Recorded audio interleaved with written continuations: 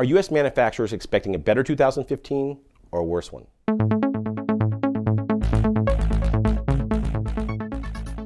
I'm Pat McGibbon, and I'm here to help explain how the USMTO order report can help you understand what their expectations are for manufacturing in 2015. Now, we have just reported that November orders were a small percentage lower than they were in October. But you take a look at the greater picture, year to date for November, we're almost 3% higher than we were in 2013. That's a good thing. So what happened in November? Well, we used the word dip in the press release, but I'd say it was more of a pause. I mean, there's a lot of mixed signals going on out in the economy, both here in the United States and globally, that manufacturers have to take in and to help understand whether they should be expanding capacity, maintaining capacity, or begin to work towards contracting their capacity to build products here in the United States.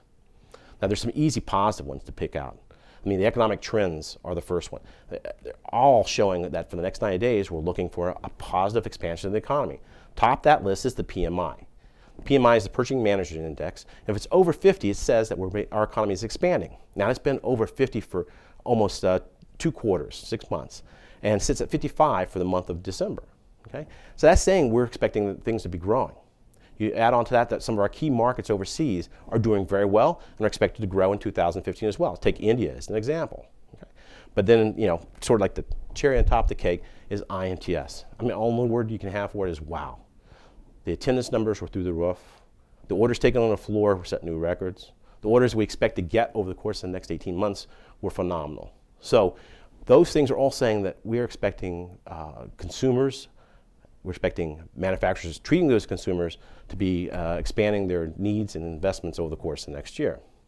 But there are some things out there, some indicators, that send mixed signals. Let's take the first one, oil and energy prices. They've dropped quite a bit in the course of the last 60 days. But that has a positive and negative effect.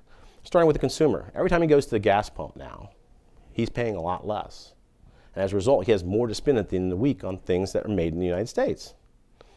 And manufacturers in the United States are seeing that their energy component of their overall overhead is going down as well, making their cost of production lower. But on the flip side, you got the oil and gas industry, which is a huge consumer of manufacturing technology, sitting on the sidelines because they're waiting to see whether they can get the ROI they need to make the expansion in their production capacities. Another one that sends mixed signals is the dollar.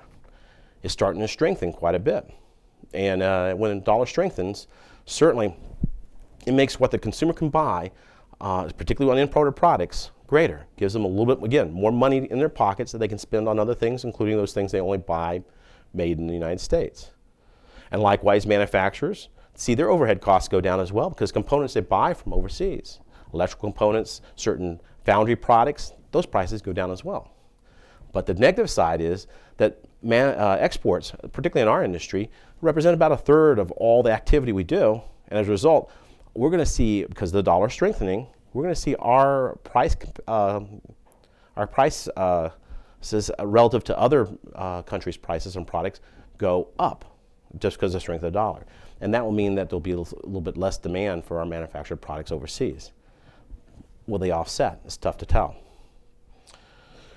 But there are a number of issues out there that we got to keep an eye on that not really negatives at the moment, but could potentially be problems in the course of 2015. You take the Chinese economy. It's a monster, and it consumes about half the world's manufacturing technology orders in any given year. And it's expected to be growing at a fairly decent rate relative to what the United States is growing, 4 or 5%. But 4 or 5% in China is almost a disaster because they need 9 and 10% to grow and stay stable as they have been over the course of the last 10 years. So where's that economy going? No one's really certain. The outlook is still relatively positive, and we'll have to wait to see what develops in the first quarter of 2015. You take Greece. It's looking to leave the EU. What impact will that have? Will it actually help the EU bounce back a little bit because one of its key players on the downside is contemplating leaving? We'll have to wait and see for that one as well. And certainly the issue with Russia and the value of the ruble, due to the cost of oil going down, and that's their principal foreign currency driver, that's not a positive thing. I mean, they are a big player in investment, maybe not so much buying from the United States, although they do buy quite a bit of our exports. but it will put additional pressure on things not sold into Russia coming to find some other home market, potentially being imported in the United States. And then, of course, the travel issues. You've got terror, you've got war zones expanding, you've got Ebola. And whenever travel goes down, it typically has a depressing effect on the world GDP as well. So these are all issues we've got to keep an eye on. Still not spelling doom for what's going on with the manufacturing technology market in the United States. But again, just something to keep an eye on. So as we look out into 2015, people I talk to, both people that are members of AMT and to the experts that I lean on with respect to where the economy is going, they all have a modestly softer prediction for 2015, but still a positive one where 2015 will end up being anywhere from 5 to 20% larger on manufacturing technology orders in 2015 than we had in 2014. So with that, I'll leave you until next month.